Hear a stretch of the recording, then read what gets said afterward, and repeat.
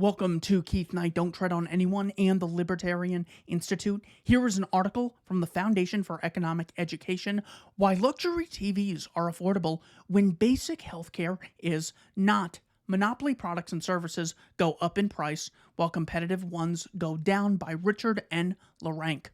Imagine this. You are feeling under the weather. You pull out your smartphone and click the RX app. A nurse arrives in 20 minutes at your home. He gives you a blood test and recommends to the doctor that she prescribe a treatment. It is sent to the CVS down the street, which delivers it to your door in 20 minutes. The entire event costs $20. Sound nuts? Not so much. Not if healthcare were a competitive industry. As it is, medical prices are up 105% in the last 20 years.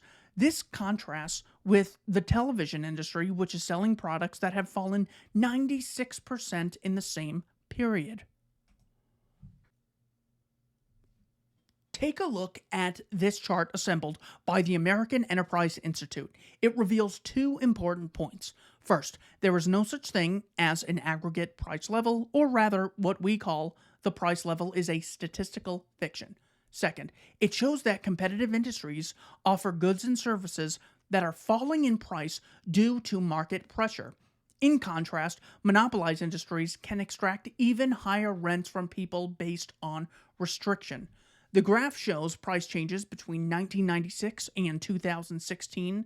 The products and services that go up the most in that period are textbooks and college tuition. The ones that decrease the most are software, wireless service, toys, and televisions. Consider each product or service shown. College is heavily subsidized, regulated, and exclusionary, and the costs are soaring. The textbook industry is hobbled by extreme copyright regulation and can depend on captive buyers. Childcare is one of the most regulated industries in the country. Not just anyone can enter. Every aspect of childcare provision is controlled by the state. On the other hand, software, wireless service, toys, and TVs, see free trade, exist in a relatively freer market setting. The price pressure is down. It's not that complicated, folks. If you want good services, good products, innovative ideas, and low prices, you need competitive markets. The more you control, the higher the prices, and the worse the results.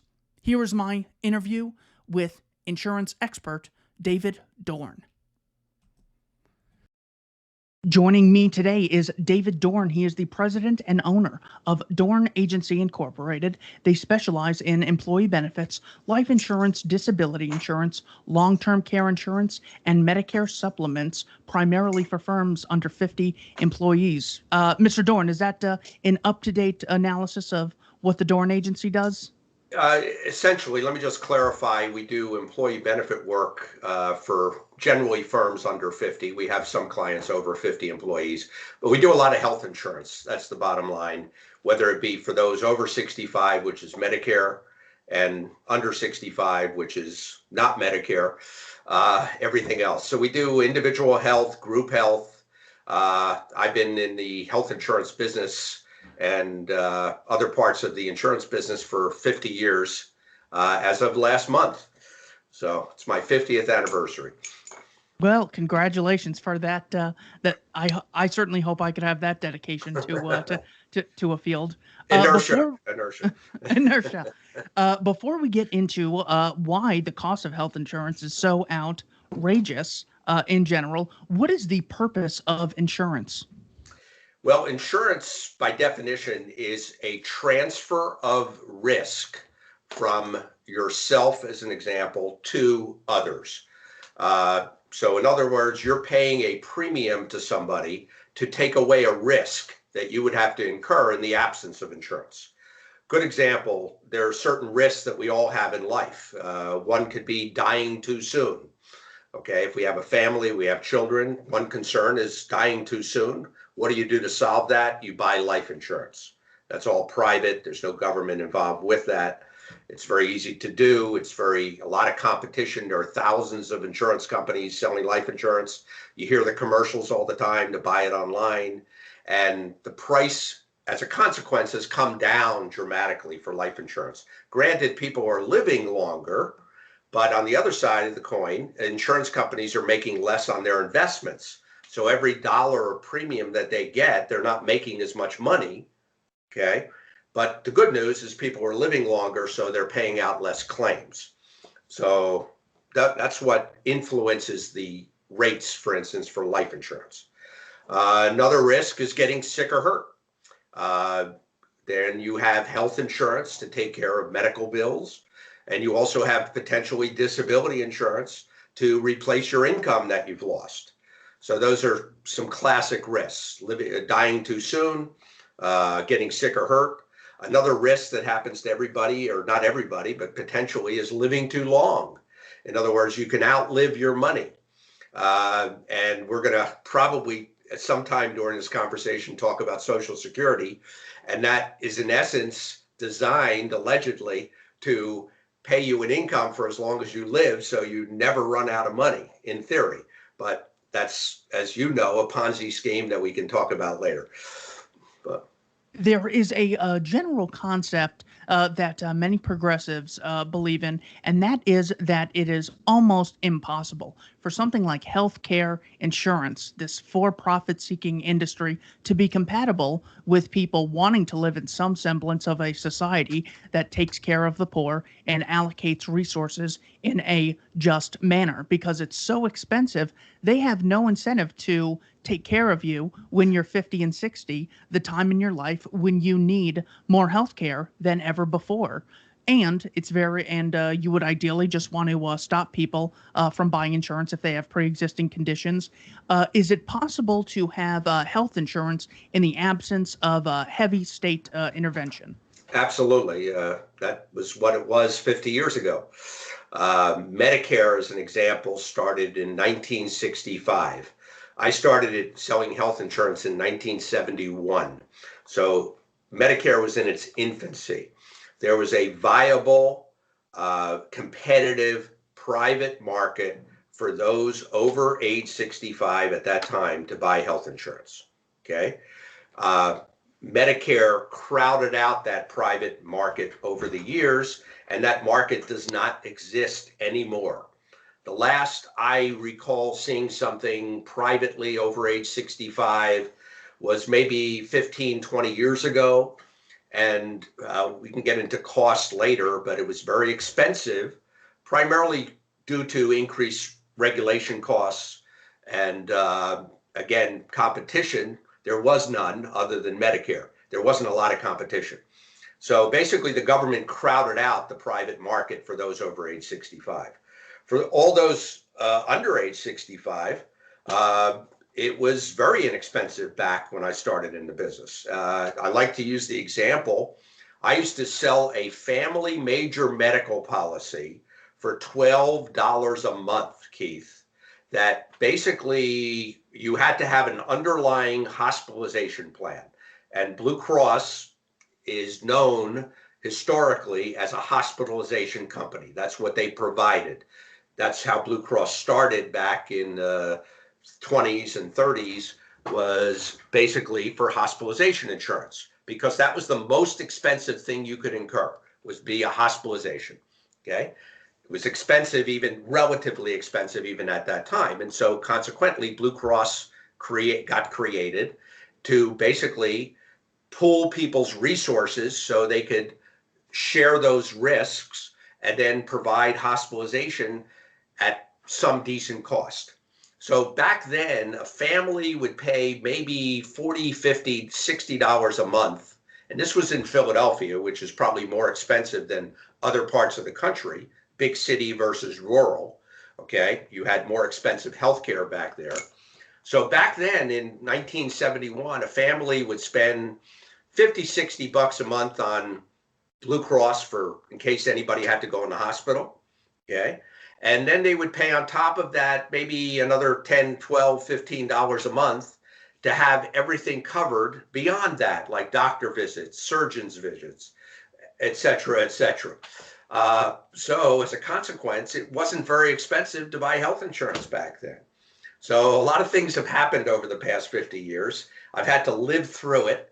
I thought, quite frankly, when Obamacare came around, that I would be out of business. That was not the case. We're probably busier than ever. Not in a good way necessarily, but we're busier than ever.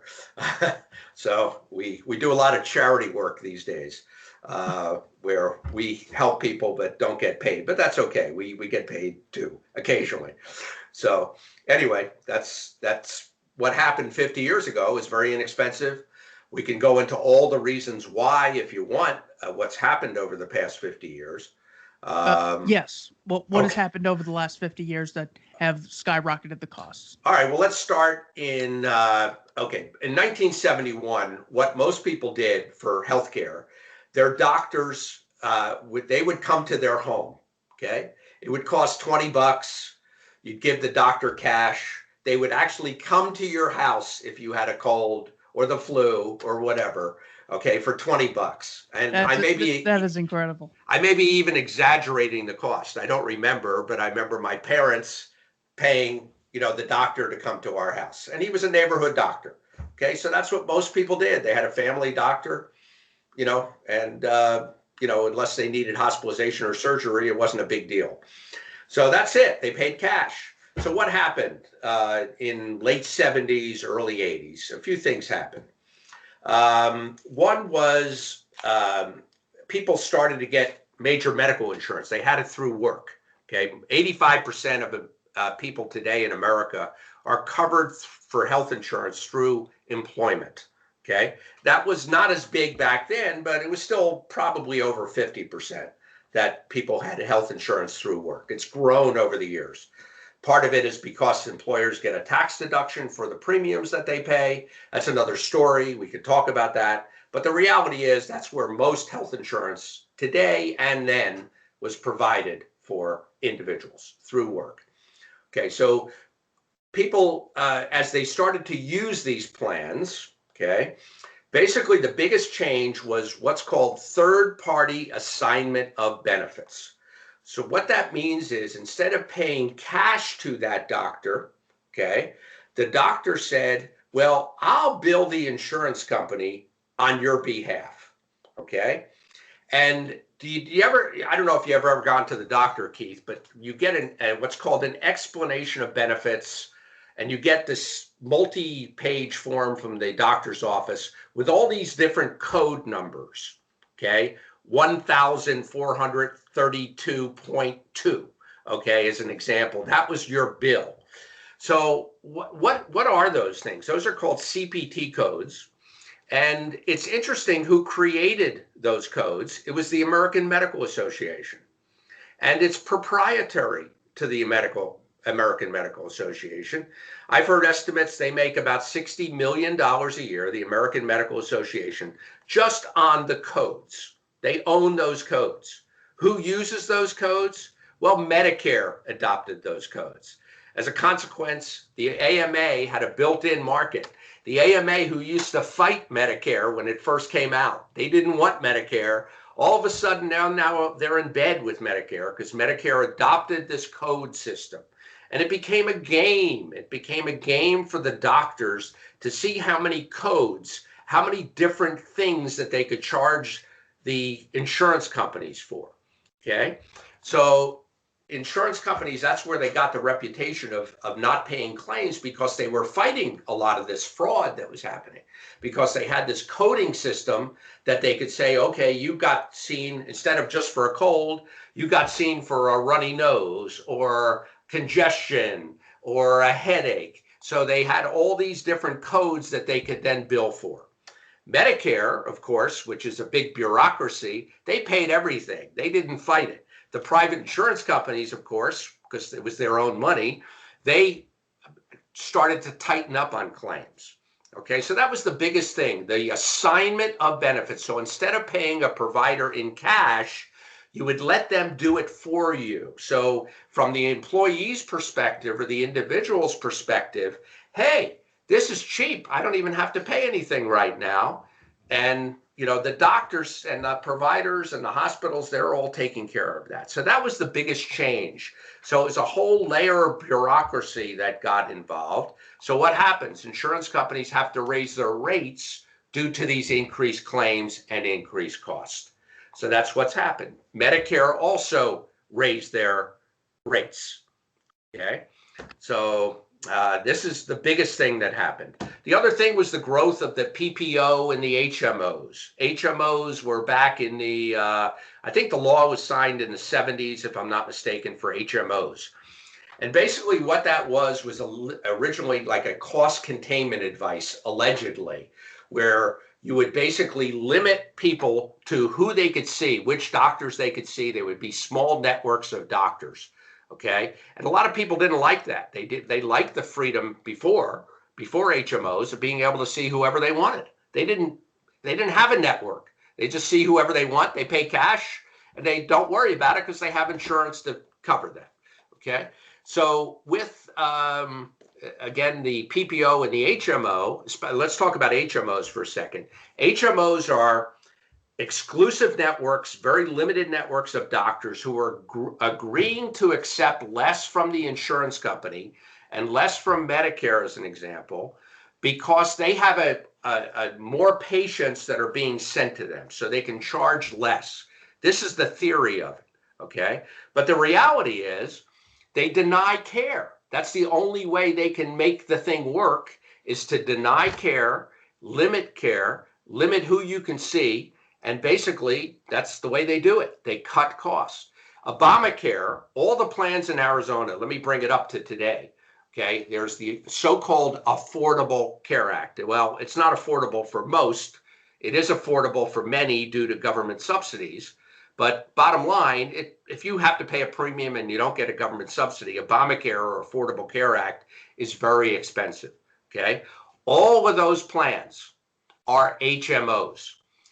It's as Michael Cannon from the Cato Institute calls it, it's a race to the bottom of who could provide the worst plan and the worst network.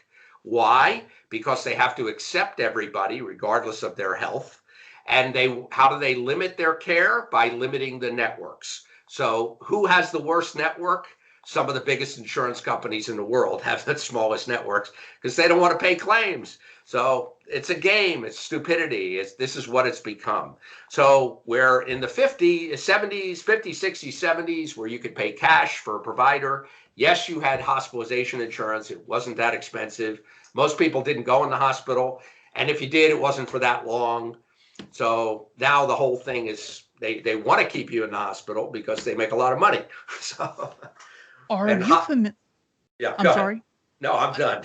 I was just going to say, are you familiar with the history of Franklin Roosevelt and the Hoover administration thinking that out of control wages would keep the depression going? So what they did was they put a ceiling on wages, and employers then started providing health insurance as compensation to get the best workers because you Right. legally couldn't pay them more. Well, That's just coming to me as ringing true. I think in Bob Murphy's work. I didn't think of yeah, it until just it now. wasn't in the 30s. It was during World War II. Okay, 39 to 45. Well, we came in 41, but basically, it was in the World War II. That's when they had the wage controls, okay, and price controls as well. But wage controls, that's where the big growth started with health insurance, employer provided health, because again, it was deductible to the employer, not includable in income to that employee. And that's the way it is today. Sure. Now, let's say there is no state involvement in the insurance industry, but there are still some people who already have a hard time purchasing food and paying rent. What if someone can't afford health insurance? What is to be done with that person? Well, charity, to be very frank and honest and simple. Back in the 70s, there were many charity hospitals, okay, that would take the indigent if you needed to be hospitalized. And remember, hospitalization was the big scare of people. That was the big number, is if they had to go in a hospital. So there were charity hospitals, many of them Catholic hospitals, Christian hospitals, mainly Catholics. They were the big ones in the charity hospital arena. And these were charities. They raised money privately and they provided care for no cost for the indigent. That's the way it was done. What's happened? They don't exist anymore. Okay, all the hospitals are big conglomerates now. The hospitals have all been taken over by chains of hospitals. The small independent hospital, there's some, but not too many anymore. They're all part of big national chains. So can it be done? Yes. Go ahead. Are you familiar with certificate of need laws? Yes, I am. Could you please give us a rundown of what those are? Well, if I saw a 60 Minutes thing, a neighbor of mine sent it to me about the high costs of hospitalization in San Francisco area. Okay. And the bottom line that they use that as an example is basically if you want to start a hospital to compete against the big behemoths there, you have to document that there is a need for your services. Okay. You've got to convince government bureaucrats that you that you can make a living in your business. It's not needed. It's stupidity. If you want to start a business and you fail, you fail. There's nothing wrong with that. That's what capitalism and the American system's all about. But they're not given that opportunity to try. So they have to get the government's permission before they can even start. So lobbyists from these existing hospitals, who do you think they pay off? The politicians to not allow competitors. That's what it's about. So common sense. Certificate of needs laws are stupid, like most other laws, and not needed, but it keeps out competition, keeps costs high. Exactly. Well, our opponents will look at, there being hospital chains and there being fewer startup hospitals, which lowers the supply, which increase the cost. And they'll just say, look at what the evil free market has done. Are you familiar with the progressives saying that if you need a license, a driver's license to vote, it drastically decreases the number of people who can vote because it increases the barrier to entry, and this is called voter suppression. Are you familiar with this argument? Well, I don't vote, so I don't really care too much about the argument. But I think it's stupid to vote, but that's between an individual and their conscience. The point is that they say, well, it's horrible if you need to get a driver's license to vote, because then, people who are poor, they might not get a license and they won't be able to vote. They won't be able to get their voice heard. Well, what do you think 20,000 regulations, including a certificate of need regulation, does? Well, that really increases the barrier to entry for anyone to provide a hospital or any of these things we need. So when it comes to like the slightest thing, like filling out the food stamp applications, the woman Katie Porter is like, she goes, there's 6 pages and you have to fill all of this out, and who can keep track of all this? And I go, I would have killed for that amount of small regulation when I was running my landscaping business. It's just incredible. What is an example of some regulations you run into besides the terrible certificate of need laws that you think increase the price of medical care and medical insurance? Every one of them. I could, there's so many, I wouldn't even know where to begin. But certainly from the consumer side, Cobra, I'll bring up Cobra, where there's a cost to that. Cobra is when you are with an employer and you leave employment, they must provide or offer you the continuation of that coverage for at least 18 months. Okay. It's a silly law that was started back in the 70s. And the thought was, well, maybe somebody can't get coverage because of pre-existing conditions. So you had brought up before about the indigent, what happens there. But there's also uninsurables, okay? It's not just the poor who maybe have trouble getting insurance or can't afford it, but it's also the uninsurables. So that's always the objection we get when we want to talk about a free market of healthcare. Well, what about the people who are uninsurable? Well, again, charities can step in and solve that problem. If allowed, they're not, it can be done today, but because again, we have all these government programs, the charities are crowded out from providing an alternative.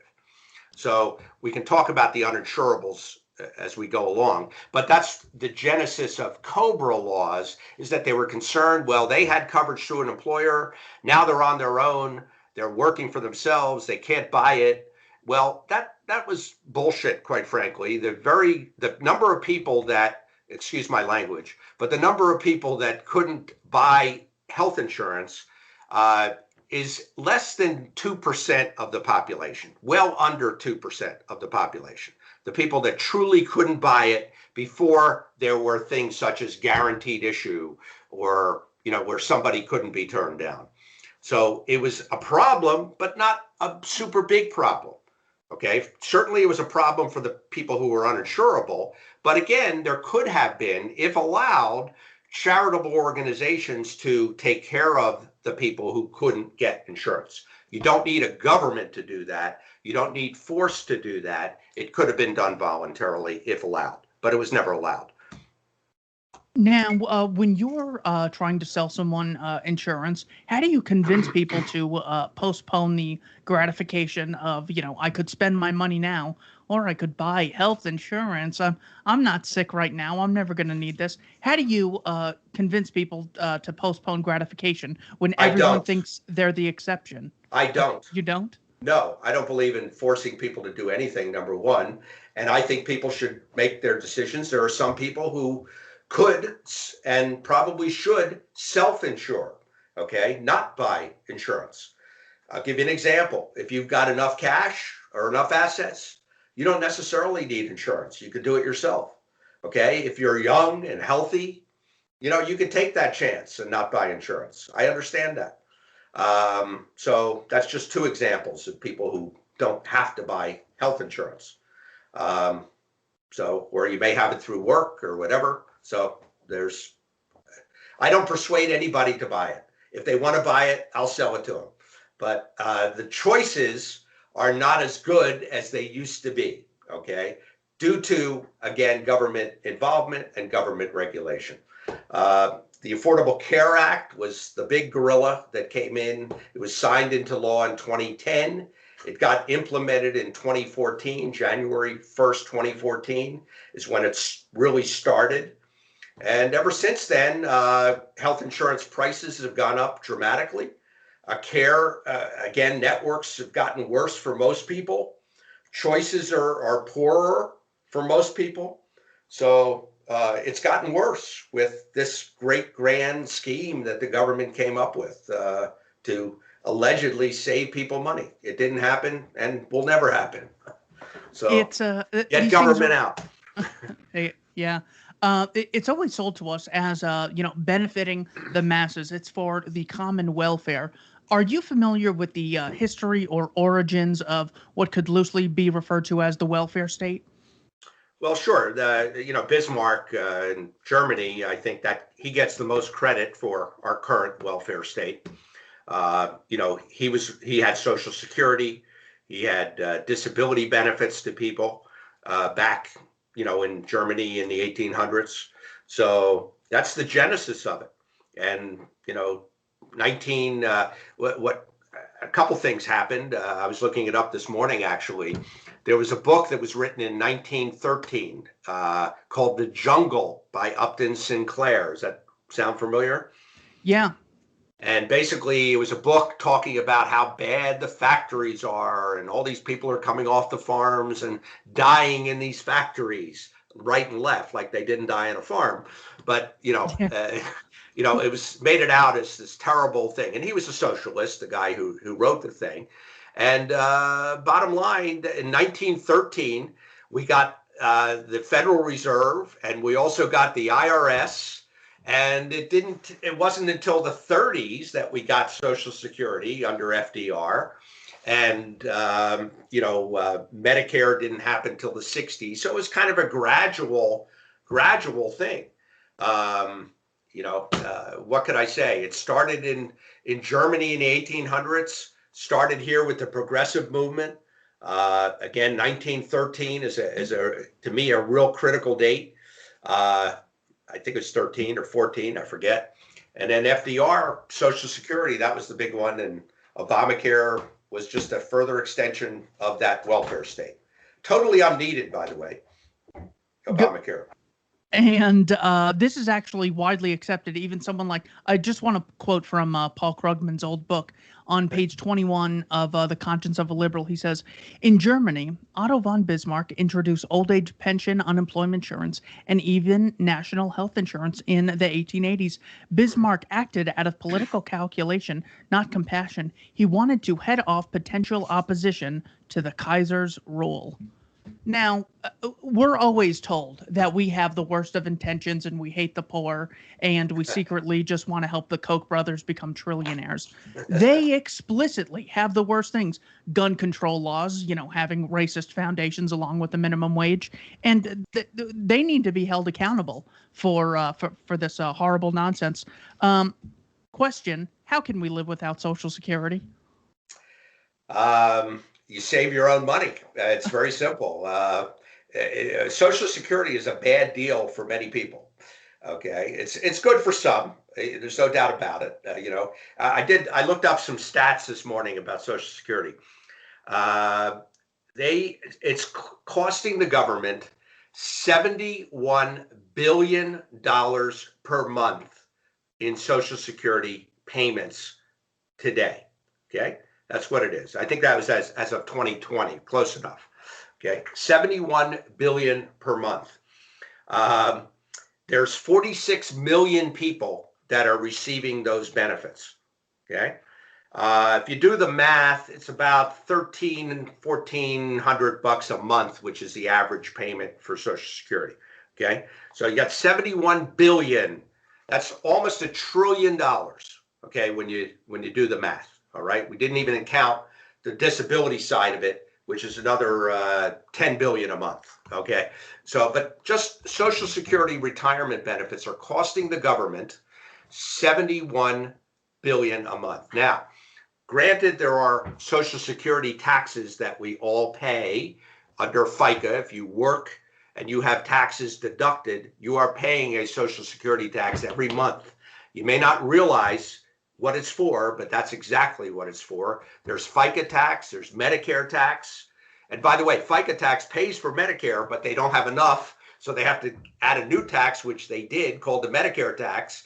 And that's a 3% tax basically to an employer and an employee that has no income cap. At least the Social Security tax has an income tax cap. So if you make over $250,000 a year, I believe it is, you don't have to pay any more proportionally Social Security tax. But there's no cap on Medicare tax. All right. So the taxes are not enough to cover the cost of what's going out. Now, we've all heard the story of the so-called Social Security Trust Fund. Well, there was a fund at some point in time, maybe in the 1960s, but not anymore. It's all a bunch of IOUs. There's no money in a Social Security Trust Fund. So what is it? By definition, it's a pyramid scheme or a Ponzi scheme, because you have the people, the young people like yourself, Keith, who are putting into the system to pay for these 46 million retired, okay, many of which have enough assets that don't need the money, despite having all the taxes stolen out of their wages over the years. Okay, so it's a worse deal the younger you are, because you're paying this big number for a longer period of time. When Social Security first started, there were very few recipients. They had, 9 workers for every person on retirement. Okay, now it's a little over 2. I think it's 2.3 or 2.5, something like that. And that's pretty scary. So there's less workers every year supporting more and more people on retirement. And I take my check. I'm on the dole. I admit it. I waited till I turned 70, but I get my check. Do I need the money? No. Did I take it? You're damn straight I did. As I tell people, I'm recovering my stolen loot. That's Exactly. how I declare it. So I take Social Security, and what can I say? It's not needed. That's the history of it, is the background of it. And it's grown tremendously over the years as people live longer. Obviously, it costs more that they're paying out every month, and it's going to go bankrupt. We know that. It's just a question of when. They're saying, the late 2020s may be the first point where there's, not going to be enough to, coming in with taxes and everything else to pay. It's going to be in a negative. So I think we're already in a negative, but, it's going to get worse and worse. And eventually it'll implode. And there's that's always a good point to end on. Yes. And there's a 100% death tax. So if you pay all the way until you're 64 and then you pass away, it's not like your family gets the income from there on out for the years you would have lived. Well, has that changed? That's not quite true. Again, I'm not an expert on Social Security, but there are what are called survivor benefits. Okay. So OASDI, I think, is the acronym for it. But it's I'm sorry to interrupt you. Just to give you my source for that is Anthony Davies of Duquesne University. His claim is that there was a 100% death tax with regard to Social Security. Not trying to pin it on him, but just so people know that I don't just make stuff up. It's accurate, okay? Because again, if you're not retired and you die prior to age 65, yes, you will not get a benefit after age 65 because you're dead. Okay, so I agree with his statement, but there's another part of Social Security that most people aren't aware of, that there's also a life insurance benefit that's paid. Okay, and it depends on how old your spouse is and how old your children are. But there's a death benefit, a life insurance benefit under Social Security that's separate from the retirement scheme. Okay. And as I mentioned to you, there's a whole disability scheme out there that is, 1/7 of the Social Security scheme, but it's still terrible and not necessary. And you're saying disability as well as Social Security should be done in the voluntary sector instead of the violent sector? Of course. And again, I look at it, I don't think people should be forced to buy disability insurance. If they want it and need it and they can afford it, they buy it. But otherwise, they're self-insuring. By definition, they're self-insuring. Okay, if they get sick or hurt, they have to pay their living expenses out of their own pockets. Bob Murphy, the economist, along with Murray and Rothbard, both put forth potential theories that this concept of insurance could actually be applied to property protection, and this is how we could almost have governance in a free society. So no insurance company would have a recognized right to rule or confiscate your income. They would just be a separate organization where you pooled risk. Do you see this as a possibility for property protection and what would be courts or conflict resolution?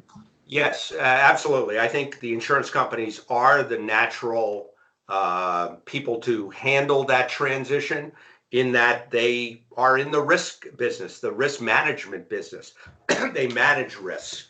So that's another risk we're talking about. So yes, and safety. We're talking about safety. So safety, the risk of being safe could be transferred to that insurance company, and they're already in the business of accepting risk. Okay, that's how it would be done. Yes, I was going to say there's a book I read by the Tannehills.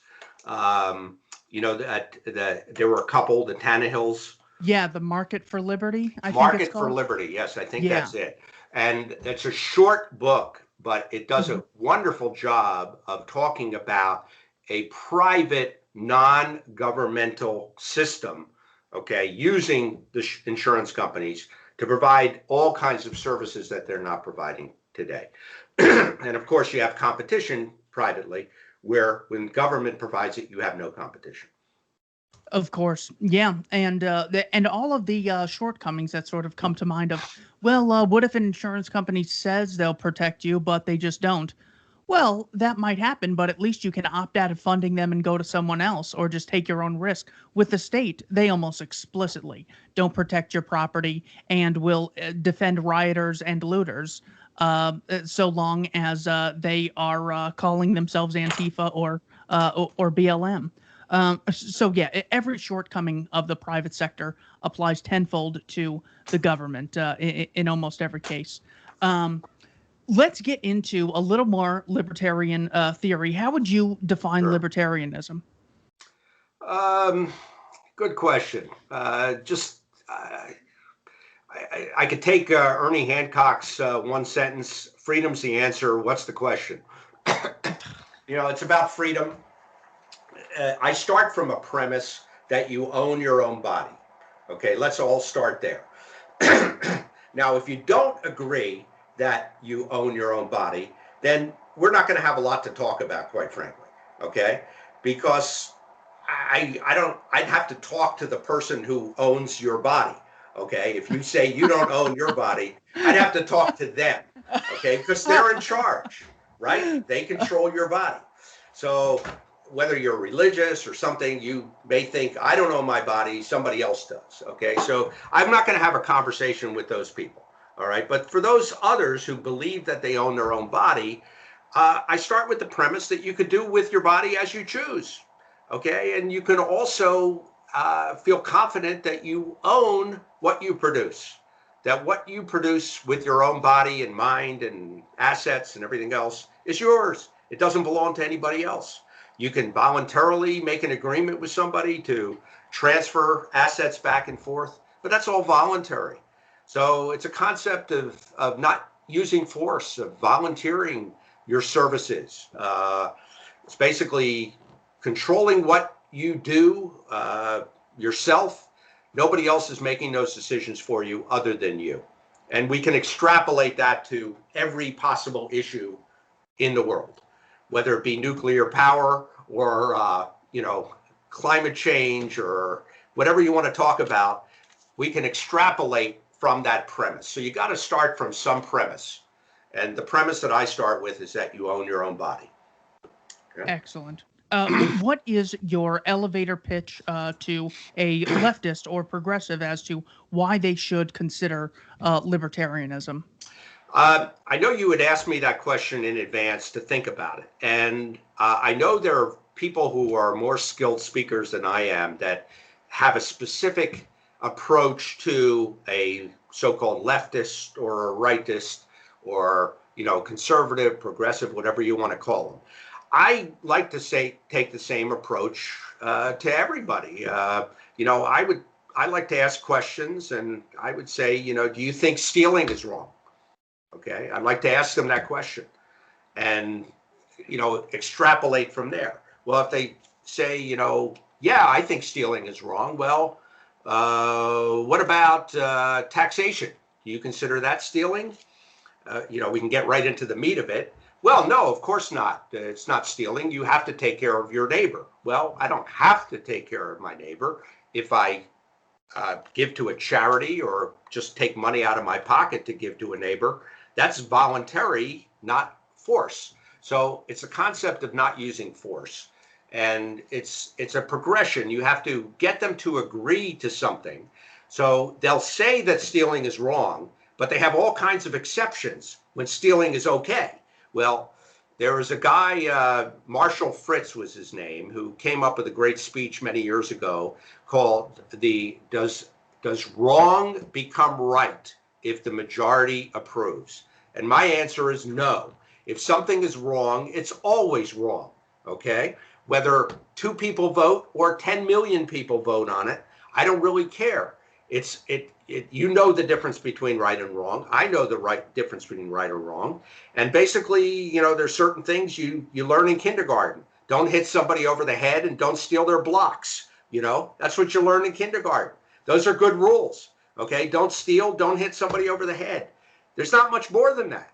Okay, yeah, there's fraud, there's other crimes, but most of the things that the government spends their time adjudicating are victimless crimes. People where they want to put a drug in their body, for their own benefit, allegedly. That's up to them. They own their body, and it's a total waste that we waste resources and time, and people die and put in cages for something like that. The good news, that's changing. I've gotten to see that over the last 50 years, and that's a nice thing to see. I grew up in I was a teenager in the 60s, so I got to experience that whole thing.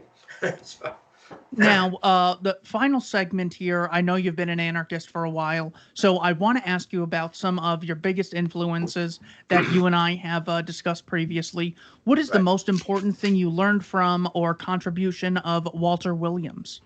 Well, Walter Williams is for those who don't know him, he was a black economist, died recently. I got to meet him for the first time in 1981 when I ran for U.S. Congress. He was a professor at Temple University, where I went to school. I went to college at Temple in Philadelphia. And I called him up. He was a writer at the time. He was teaching economics at Temple University. This is before he went to George Mason. He was not famous at the time. He became a co-host or a sub-host for Rush Limbaugh. A lot of people know him from that. He used to do the Rush Limbaugh show when Rush Limbaugh couldn't do it. Mhm. So Walter Williams was an economist. He's a black guy, grew up on the streets of Philadelphia. Okay, and he basically was anti-welfare and wrote articles and editorials and stuff about how welfare is bad for blacks. Okay, so he was out there. He was different. And I called him up when I was running for Congress and I said, hey, can I talk to you? I just really wanted to meet him. And he gave me an hour of his time. That's the first time I met him. And there was an article he wrote back then, welfare is bad for blacks, or something like that title. And it was a great, great article. And the bottom line, he was on the edge. He was out there. How many black people had the courage to say that welfare is evil and is actually hurting black people? Not too many. All right. He was in the minority of a minority. So I got to meet him then, and I got to meet him later in Phoenix, probably about 15 years ago. And he's just a wonderful writer. So he's a hero of mine, one of my heroes that I put down there as somebody who a lot of people don't know about, but they should. He was a great economist, a free market economist, a libertarian. He didn't call himself per se a libertarian, but he was. A lot of people don't like that label, and I understand that because they confuse it with libertine or librarian or other things. So a lot of people, a libertarian is not necessarily the best word to describe who we are, but that's another story. What is the most important thing you learned from the work of Robert Ringer? Well, Robert Ringer he was a best-selling author back in the 70s. He wrote a book called Restoring the, well, let me get to his first two books. His first two books were Looking Out for Number One and Winning Through Intimidation. These were business books that were bestsellers. And he was well known. He did a full-page ad in the Wall Street Journal because nobody would publish him. And he became an overnight multimillionaire by selling all these books. He wrote his third book was called Restoring the American Dream. And that's where I saw the word libertarian.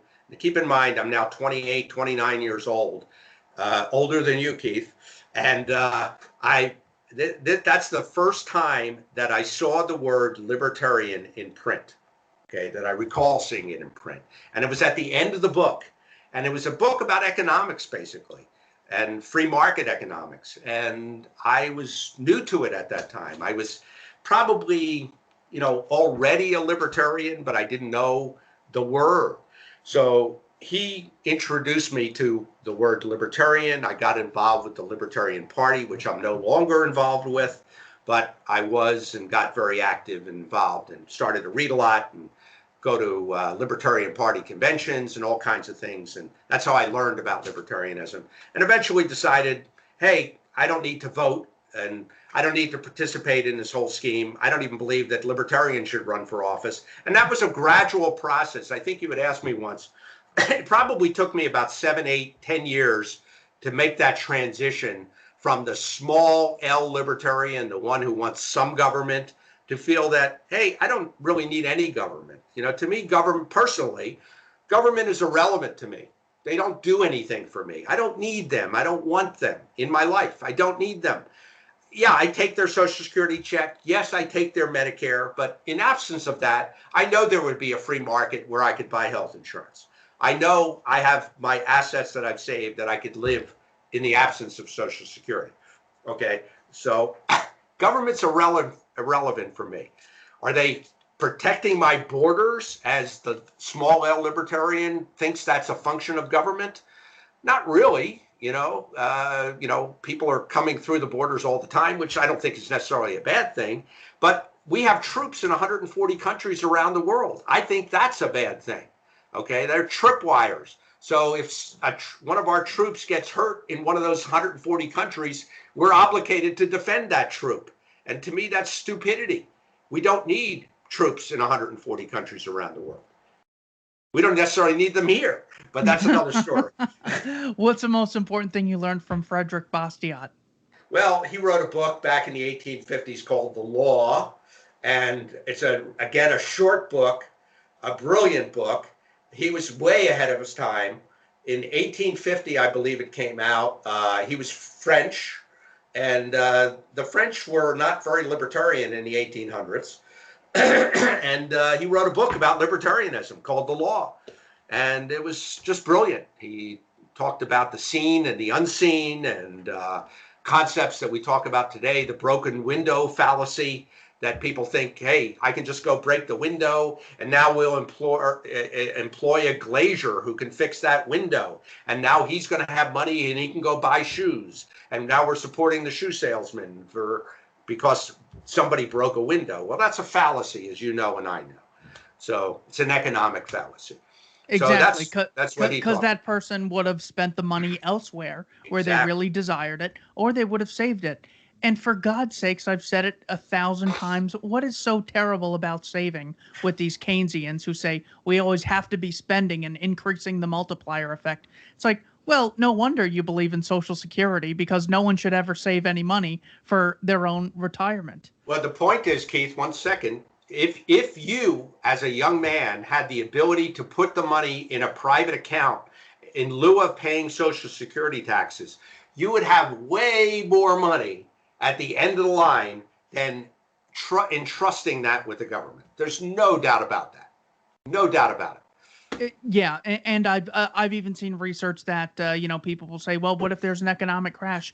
Even if you cash out during the crash, you have still earned more if you're loosely diversified within the Dow Jones 30 Right. companies, or even the S&P companies. You're still better off, even if you sell everything at the absolute dip because of the interest. Most important thing you learned from Ron Paul. Well, I've met Ron Paul a number of times, and he was. Everybody knows who Ron Paul is, so that's the best thing I can say about Ron Paul. Even progressives and conservatives know who Ron Paul is and what he's done. He ran as president for the Libertarian Party back in the late 80s. In 1988, I don't know if most people are aware of that, but he called himself a libertarian at the time, and he was in the U.S. Congress for many, many years. Couldn't get a lot done, quite frankly, just by virtue of what Congress is and what it's about. However, he was a good mouthpiece to have. He was one of the few who talked about freedom and liberty and some concepts that are kind of rare today. So he was a great mouthpiece for freedom, and still is. What could I say? He's retired now, but he's still out there helping the movement. Most important thing you learned from Lysander Spooner. Well, I didn't know about Lysander Spooner until I got involved with the libertarian movement. I wish I'd known about him earlier. But Lysander Spooner, man, what a brilliant guy. About the 1830s, I think it was, he wanted to compete with the Postal Service, okay? The Postal Service didn't like that. They didn't like the competition, okay? But he was able to deliver letters from, I think it was, the major cities on the East Coast for much less than what the post office was charging, okay? And to make a long story short, the Postal Service put him out of business. They didn't like the competition. Okay, so that was one of his first things, and he became a great writer. He's written so many great things. One thing that I particularly like is the Constitution of No Authority. I think that's a good piece of his. He didn't think there should be a constitution, and he wrote this back and again in the mid 1800s. And I also don't think that a constitution is necessary to have a peaceful, prosperous society. I don't think you need that document that the Congress doesn't abide by anyway. Okay, it's kind of funny. To me, there's all these laws that we peons have to follow, but the government doesn't have to. Okay, they violate Article 1, Section 8 all the time, every day. Exactly. How about David Friedman? Most important thing you learned from him? Gosh, I've heard him speak probably 6, 7, 8 times over the years. And most people don't know, he was the son of Milton Friedman. You mentioned Uncle Milty before.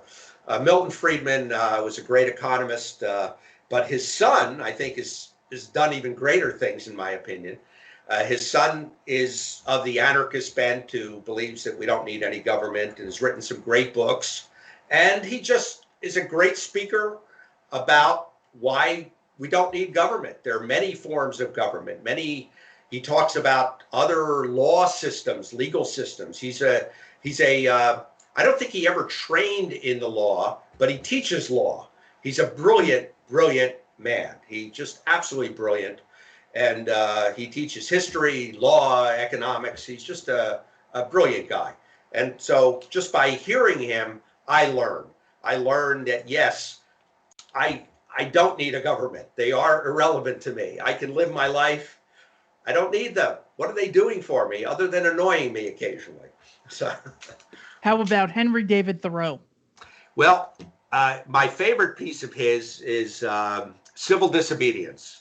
And there's a line in there. He was arrested back in the 1800s for not paying income taxes. I don't know if you remember that, but he was pretty famous back then. But there's one line in there. We've all heard of Thomas Jefferson's slogan, that government is best that governs least.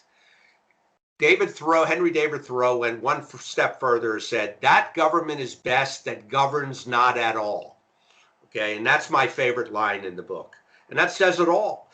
That government is best that governs not at all. So what could I say? A hero. How about Walter Block? Walter Block, again, I like people who are a little edgy, and he wrote a book called Defending the Undefendable, probably written back in the 70s, 80s, maybe. 74. And he was defending, I probably met him late 70s when I got involved with the libertarian movement, and, got to hear all these great speakers that some of them that were alive who were talking about at the time.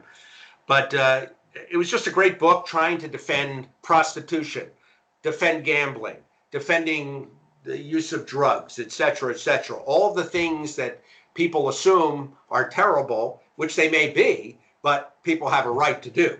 So, because they own their own bodies. And the only reason I'm annoying with knowing it's 1974 is because whenever someone mentions the gender wage gap, that evil myth that totally is divisive, I say, do you know that there is an Austrian economist who debunked this nonsense 45 years ago? And I can show him the text. And I go, you've been wrong for this long, and you've had access to the internet. He didn't have that. Does this make you feel any more insecure with any of your other positions? Two more. Marshall Fritz. Anything else you learned from him besides the excellent method of using questions to probe and bring out the inner libertarian in everyone? Well, the one thing I think that he should get the most credit for, and it did a lot to bring people to at least the awareness of libertarianism, is the world's smallest political quiz. He didn't create it, but he popularized it and grew it. My understanding is David Nolan, the founder of the Libertarian Party, was the guy who actually created the quiz initially. But Marshall Fritz took it and blew it apart. He was an IBM salesman Okay, great salesman, great communicator, and bottom line, he put that little quiz, 10-question quiz, where do you fit on the political spectrum? Are you a conservative? Are you a liberal? Are you a libertarian? And it was a 10-question quiz, 5 questions on economics, 5 questions on social things. And at the end, you would score yourself and determine where you fit. Okay. And more people fell in the libertarian quadrant. And he popularized that. He got it in the hands of millions of people just by making it a size of a business card. And it was a neat thing. The original one was the size of a business card. And so anyway, he was a good guy. He's now deceased. He slept in my home more than once. Oh, good story to have. Finally, most important thing you learned from Penn Jillette. Penn Jillette, gosh, I've never met him other than to, be 10 feet away from him at an audience of his, okay? Or after he performs with Penn and Teller, okay? Penn Jillette is half of Penn and Teller. I grew up in Philadelphia, as I mentioned, and Penn and Teller got their start in Philadelphia. Okay, I first saw them perform back in the early 70s. They were not known as Penn and Teller at the time. They were known as the, I forget the name. I'll let you know the name. They were a different name. They had a third person, too, in their group originally. But anyway, I became big fans of theirs. Their magic, their performing. Got to see them in Vegas a number of times, perform all over the country. I've seen them. And bottom line, they're libertarians, both of them. And Penn Jillette is a great communicator, number one. He's got a great audience out there. And he's just a brilliant, again, communicator. A lot of people I mentioned on my list that I gave you many of them were great communicators of the philosophy, okay, in their own way. Penn Jillette did it through comedy and through magic and other things. And he's just, to me, a great guy. Thank you to everyone for watching Keith Knight Don't Tread on Anyone and the Libertarian Institute. And check out the description for the link to the Dorn Agency. David Dorn, thank you for your time. Always a pleasure. Thank you, Keith. Take care.